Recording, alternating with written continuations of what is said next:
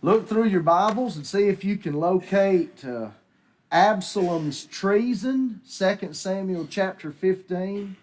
Absalom's treason, that's where we are. We didn't get very far down the sheet, but we are going to try to move more rapidly tonight as we pick up in 2 Samuel chapter 15.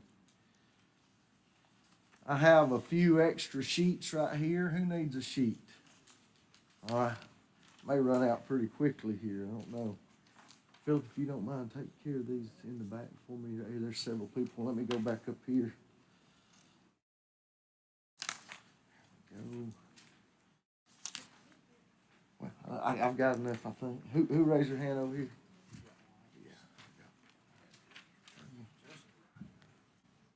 Raise your hand for Philip. He's got some more. Yeah, they got the answers. Yeah, I'm sorry. That's the way that happens, though, sometimes. No, don't start waiting. Don't start waiting like that. Anybody need any more sheets? All right, let me open my Bible to get caught up with you. 2 Samuel 15. We actually got down through verse 5, but you know what? We might as well, to get the flow of the text. Let's just read these first 5 verses and then we'll continue on. After this, and what that means is after Absalom has been restored back home, and not just back to Jerusalem, but he's been restored back to the presence of the king, okay? He's been able to see David. After all of this, at the end of chapter 14, it happened that Absalom provided himself with chariots and horses and 50 men to run before him. He must be some important dude. Now Absalom would rise early and stand beside the way to the gate. So it was whenever anyone who had a lawsuit came to the king for a decision, that Absalom would call to him and say, "What city are you from?" And he would say, "Your servant is from such and such a tribe of Israel." Then Absalom would say to him, "Look, your case is good and right, but there is no deputy of the king to hear you." Moreover, Absalom would say, "Oh, that I were made judge in the land, and everyone who has any suit or cause would come to me, then I would give him justice." And so it was, whenever anyone came near to bow down to him, that he would put out his hand and take him and kiss him. Now, basically, that's where we got 3 weeks ago, back before singing night, back before our gospel meeting. We got down through verse 5. In political terms, what do we call this kind of behavior, you might say? Well, it's politicking. That's one term for it. What's another expression used for this? Pandering. Okay, that's a pretty good description of it. What's something else? Backstabbing. All right, Gwen said backstabbing. Now, that's definitely going on, but that wasn't what I was thinking about, but that's going on here. What do we say we do to babies? Kissing babies, right? Shaking hands and kissing babies. That term at least comes to my mind. So Absalom is working the people here, but it is backstabbing from the standpoint that all the while he does this, who is he making look bad? His father, his dad David, absolutely. He's making his dad look bad. Now look at the next verse where we left off at verse 6. In this manner, or by so doing these things, Absalom acted toward all Israel who came to the king. They were making their way to King David for judgment, for justice. Absalom intercepted them, and so, notice that last sentence in verse 6, so, or in this manner, Absalom stole the hearts of the men of Israel. Is it true that people can prove to be quite fickle? That can happen, can't it? I mean, if you get out and you press the flesh enough, you kiss enough babies and pander enough and you do what you can sway people's hearts. You can sway people's attitudes. Do you think we ever see that in our political system? Yeah. This last election cycle, now I don't want to get into politics too deeply, but let's just make this point. This last election cycle, what was something prior to the election that the presidential administration had promised that quite likely influenced a lot of votes? I'm sorry? That's it. The promise of paying back the collegiate debt. Okay, and now, and I've read an article or a headline or two about this, but now that's probably going to be met with such legal problems that probably will never happen. And someone says, that if not, that's going to be one of the greatest bait and switches in the history of politics. You tell people for several months, we're going to push this thing through and we're going to pay off college debt. You get a whole segment of the population fired up and excited about that. They vote a certain way in the midterms, and then you find out in the months to come, well, that's unconstitutional to begin with, or that's unlawful to begin with, and you can be let down. But can people be swayed? That's my point. Can people be easily swayed? Absolutely. Well,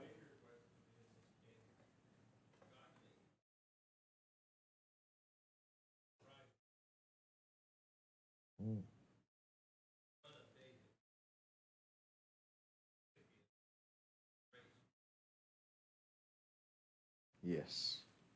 The Son of David, who at this point in his life has been the recipient of incredible grace and forgiveness.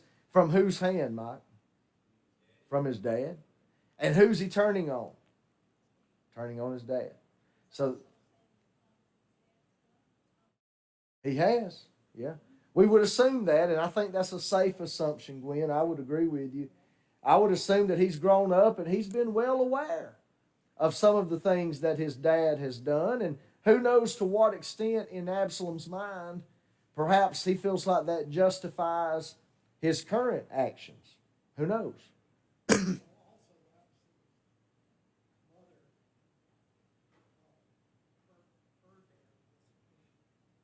Yes.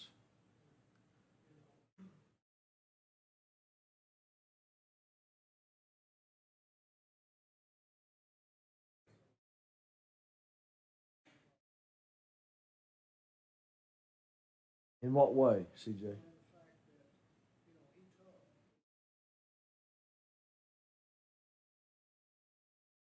Uh-huh.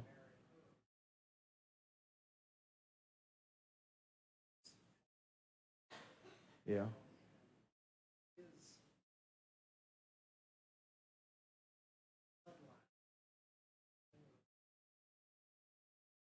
Well, yeah.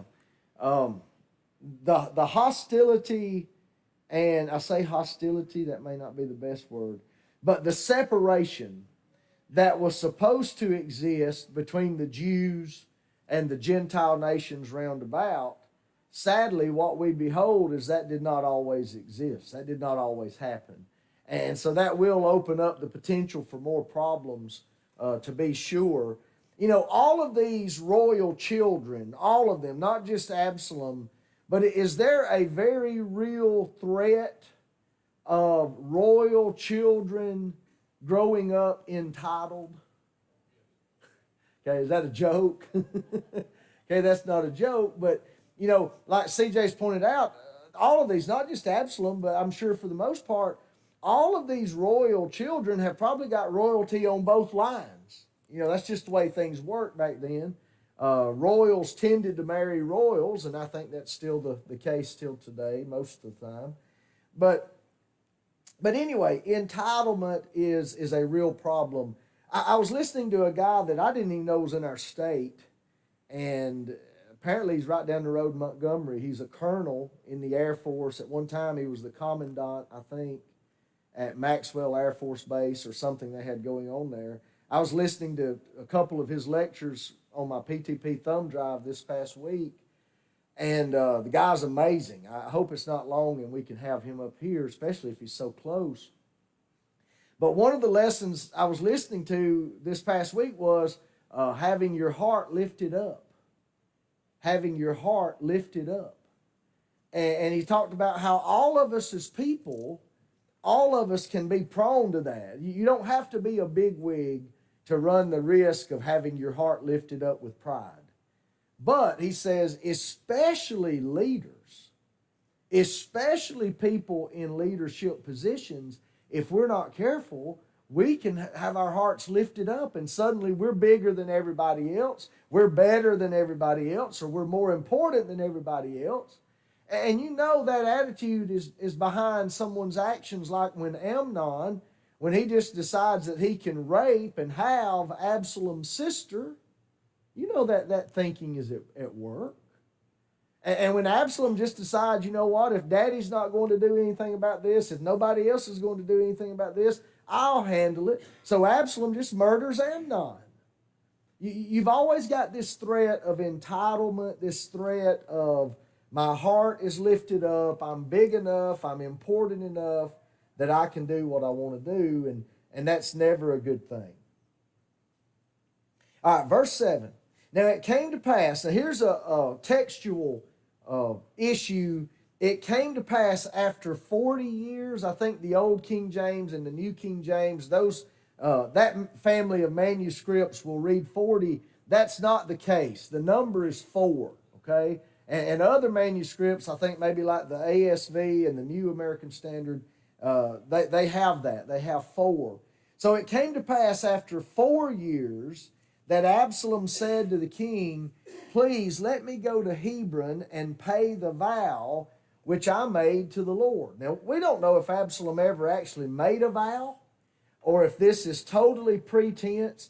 He could have made the vow and now have chosen to use this as an occasion for his revolt. But anyway, he wants to go to Hebron.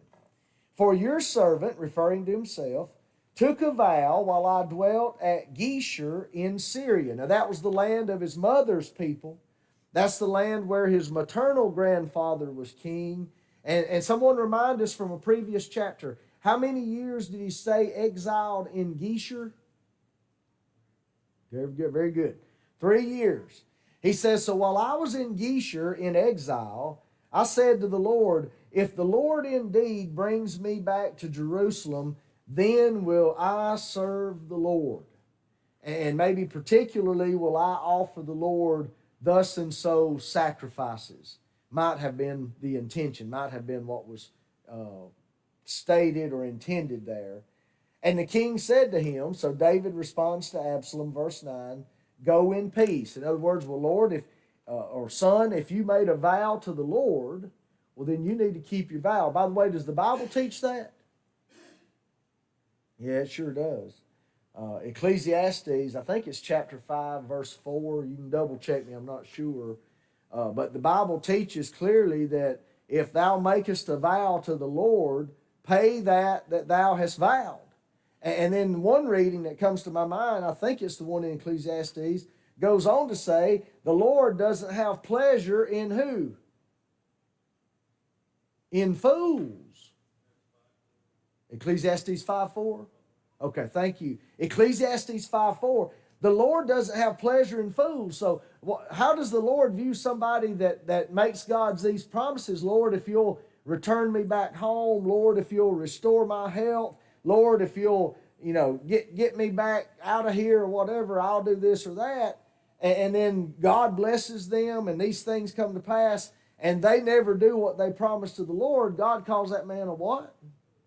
Basically a fool.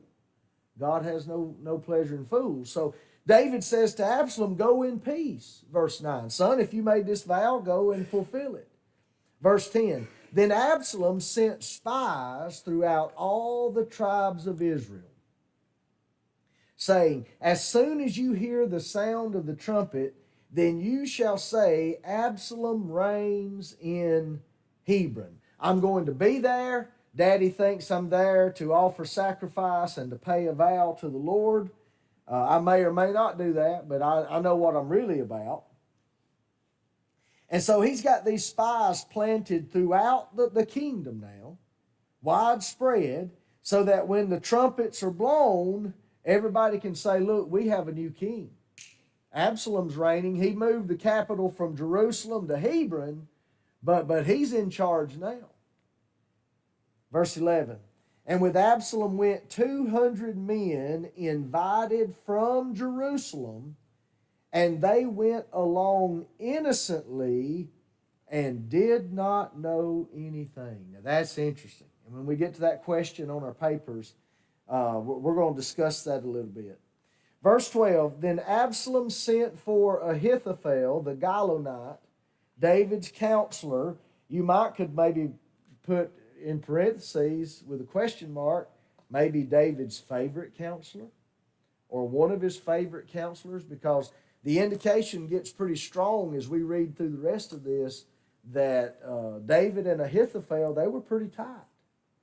But now Absalom sways Ahithophel, and he comes over to the dark side, so to speak.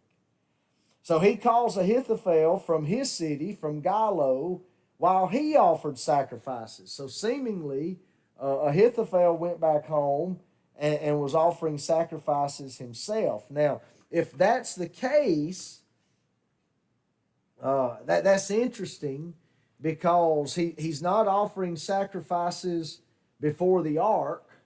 He's not offering sacrifices at the tabernacle. He's offering sacrifices apparently in his hometown of Gilo. And so maybe there's another problem there that would be a red flag. And the conspiracy grew strong, for the people with Absalom continually did what? The revolt is afoot, and the numbers are increasing. So on our sheets, we had answered last time down through number 1 with A, B, and C. Pick up with me at question number 2 on your sheets. Following the text of other ancient manuscripts, we know that Absalom worked the people in and around Jerusalem for about how many years? About 4.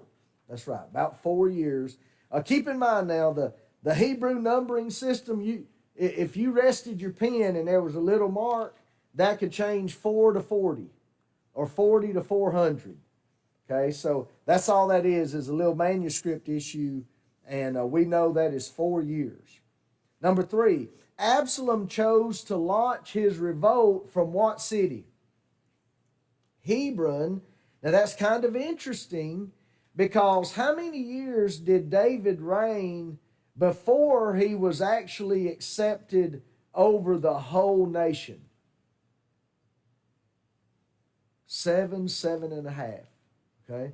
7.5 before all 12 tribes finally recognized and said, all right, David is our king. He's not just the king of Judah. He's not just the king of the south. David's going to be all of our king. Well, those 7.5 years, when he was basically reigning over Judah, guess where he was reigning from? Hebron. Yeah. So there's a little bit of historical significance to the idea that Absalom would choose this place. This is the very city where my dad got his start. My dad started his reign as king in Hebron. I'm going to Hebron, and that's where I'll start my revolt.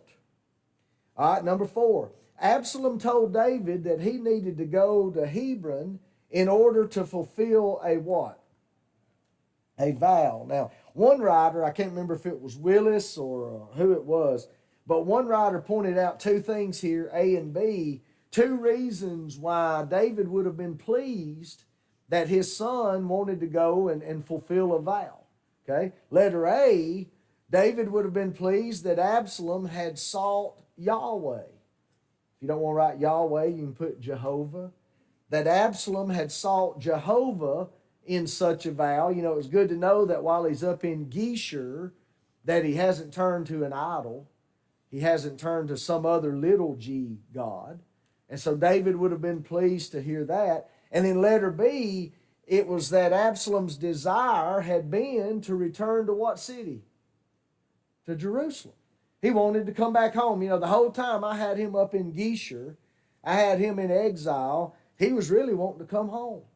And so that probably would have been pleasing to David. And I guess David doesn't think anything of this. As we read a moment ago, he says, Dad, I need to go do this. David said, go in peace. All right, number 5. Notice with me some final preparations that Absalom had made when the revolt was imminent. What does the word imminent mean? For certain? Okay. The picture of it, we had to learn this in preaching school because of premillennialism. See, a doctrine of premillennialism is that the second coming of Christ is imminent. Well, it is certain, so that's not an exact synonym. It is certain. But the thing that describes imminence is the picture of an overhanging rock. An overhanging rock with a crack. And do you want to stand under that overhanging rock with a crack? No, because the true idea of imminence is it's about to happen. I mean, it's on us. It's about to happen. Well, the problem with premillennialism is not that they teach Jesus is coming back. Does the Bible teach that? Yeah, Jesus is coming back. But what's the problem with saying, well, we know it's imminent? What's the problem with that? Yeah, but it does. That's right. Okay. There's a difference between saying Jesus is coming back and Jesus is coming soon. The one we can know biblically. The other, there's no way of knowing, because even Jesus said, but of that day and that what? That hour knoweth no man. Okay. Not even the angels. Of that day and that hour knoweth no man when I'm coming back. So it could be tonight. Very well could be tonight. It could be 100 years from now. But we can't say that it's imminent. It's like a thief in the night, also, Paul would say. And that tells us that there's just no way of knowing the timing of it. Well, here the revolt is imminent. It's literally overhanging, about to drop, about to fall. So these are the final preparations. Look with me at letter A. He planted spies throughout all Israel. These would announce the propaganda that Absalom reigns in Hebron. And so 2 P words there. He planted the spies throughout all Israel, and they would announce the propaganda. What's one of the hardest things, and this is a poor question, I'll just go ahead and apologize. What's one of the hardest things about a revolt or a rebellion? But, well, it's definitely betrayal, yes. Okay, the secrecy. And I'm glad you said it like that, Patrick. The timing. You have to go from a point where the secrecy is intact to the what? To where it's no longer secret. It's got to, and the timing is critical. It's got to go from when, hey, this is hush, hush, hush, hush. No, everybody needs to know about it right now. Well, this was pretty genius. This was a pretty genius plan on the part of Absalom. Probably might have had Ahithophel's counsel in this. You put 200 men scattered north to south, east to west throughout the kingdom, and when the timing is right and you need everybody to know, hey, this is happening now, well, you can facilitate that. You can do that. And so they did not have cell phones. They did not have internet. They did not have newspapers, as far as we know. That's definitely some drawbacks. All right, now letter B. Now this is what's interesting that I thought we would hash out a little bit. He drew out 200 men from Jerusalem by inviting them to go with him to Hebron, probably for a feast. He tells his daddy he's going down here to pay a vow. He's going down there to offer a sacrifice to Yahweh. But probably all of that's accompanied by this feast. So he invites these 200 people out of Jerusalem, but the Bible makes it crystal clear they did not know what. Okay, they didn't know what was going on. Now let's hash this out a little bit. Who do you think these 200 people were that he invited to this feast? Speculate with me for a minute. Let's hypothesize for a moment. Who do you think they likely were? They were probably 200 nobodies, right? Probably just people. Okay. Very likely that's the case. The way one writer put it, CJ, he said these were likely people that in order for the revolt to ever get off the ground, he had to have this power center out of Jerusalem. If this revolt is ever going to get off the ground, you can't have David, you can't have his full administration, you can't have every stopgap measure in place, functioning and doing like it's intended. You can't do that. And so, but you're like, yeah, but these 200 people, they're loyal to David. They would never go for this. I'm not telling them what I'm doing. I'm just getting them out of the court. I'm getting them out of the setting. And oh, by the way, once this starts, how does David not know that they were what? That they were ignorant. See, that's a big part of it too. You might say, well, if they're not in with this, Absolom, how do you know? Well, you might can hang it over their head then. You know, when they buck up in Hebrew and say, hey, look, fellas, for all David knows, you came knowing about this. And they're like, oh. So he's kind of got them. He's got them over a barrel.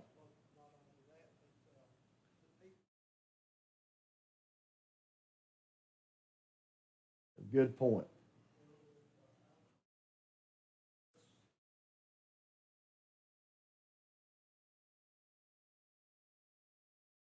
Very good point. Very good point. These people, if we're correct, if you know, the Bible doesn't give us details.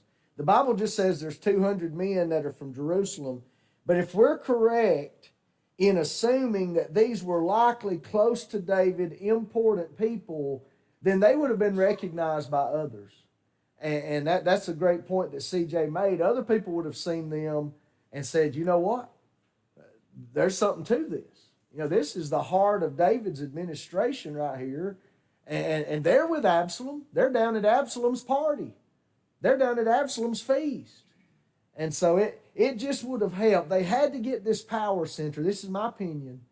They had to get the power center out of Jerusalem, away from David, in order for this to get off the ground. What are some more of your thoughts on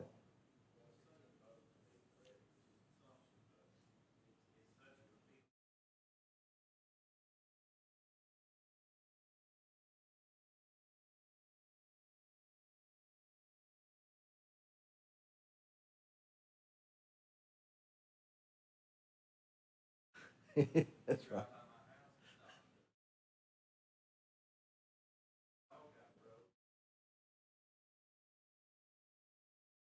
Yeah.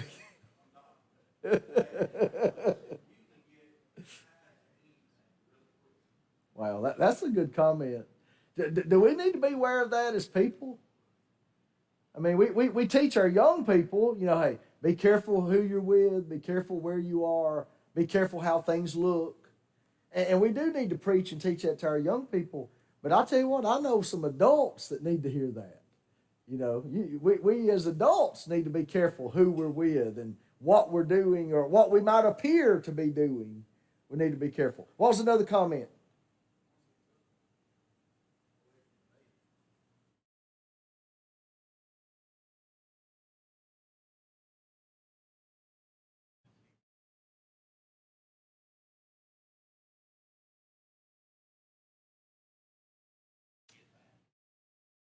Oh, that's a good point. He's the one now feeding them at this party. He's the one, you know, taking them under his wing. Let me tell you something. I don't know all the details on this, and so maybe I shouldn't share this since I don't know all the details. But 25, 30 years ago, when I was a teenager in the school of preaching, 18, 19, and finally 20 years old, I understood that there were times when I didn't have any idea back then. I know a little bit more about it now. But that's such a political situation. Such a political situation. And it is not uncommon. You can have harebrained brothers from all throughout the brotherhood with their harebrained ideas. And there is nothing some of them would like any more than to go have a meeting with Curtis Cates, back when Brother Cates was alive, and to be able to come back and tell everybody else, well, Brother Cates in the Memphis School of Preaching believes blah, blah, blah, blah, blah, and they just tell their hobby, whatever their hobby was. Well, I heard wind years ago that when certain people were coming to the school to visit with the administration, they would go out and eat and things like this. But Brother Cates, my understanding was, Brother Cates, if it was a situation that was kind of up in the air or he didn't know for sure what was going on, Brother Cates would not let those people buy his meal. He would go meet with them. They would sit and eat. They'd have their discussion and all that. But I'm told, my memory serves me, and this is 30 years, but my memory tells me that there were situations where he would not let them buy the meal. We as people, if somebody takes us out, we call it wining and dining, right? Somebody takes us out and they buy us a fancy meal. There's a part of us as people that tend to feel what? You feel obligated. That's exactly right. You feel obligated. And so thinking about what Cody just said here came to mind regarding this situation.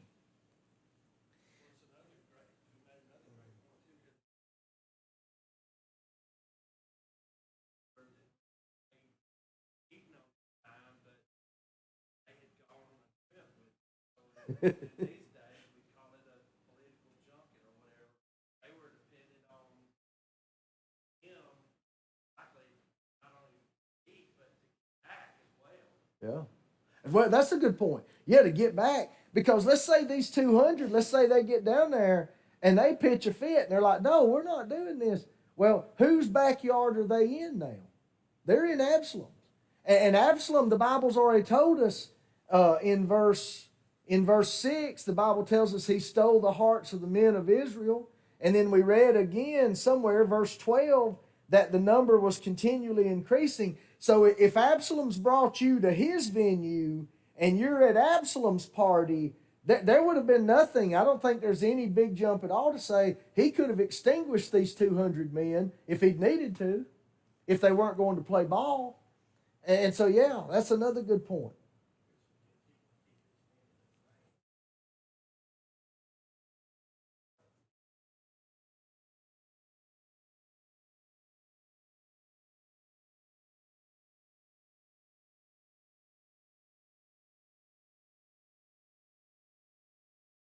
That's right. Yeah, you can be on the losing side if you want to be, but supposedly the battle's lost.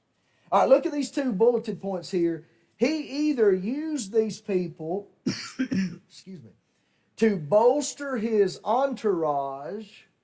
Okay, you know I don't like spelling some of these words because it seems like I can spell until I try to put them on the board. But anyway, to bolster his entourage.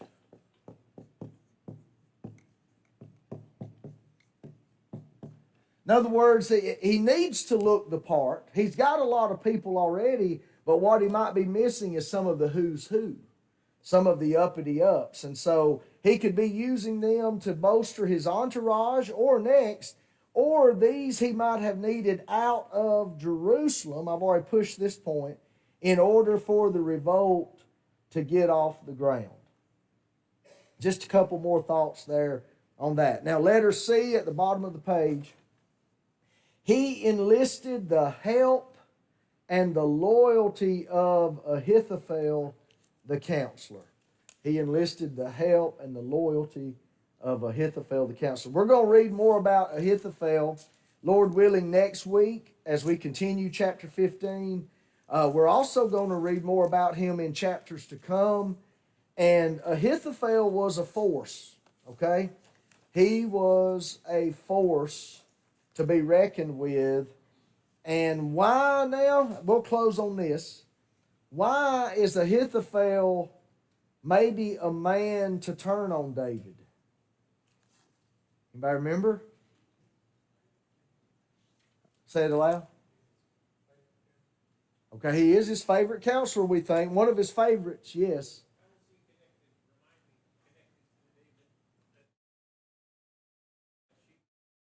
Bathsheba was either his daughter or his granddaughter.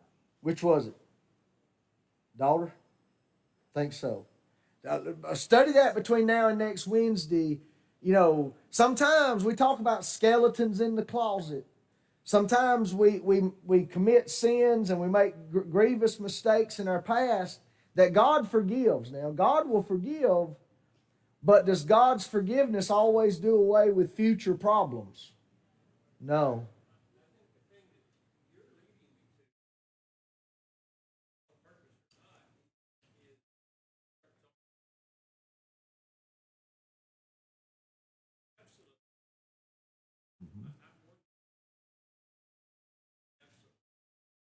Mm, yeah. Well, that the plot thickens. Yeah. All right, let's leave it right there. Mull that over. I think that's something we need to be thinking about as we go on next week. Thank y'all so much for the good class, the good comments, and we'll be dismissed.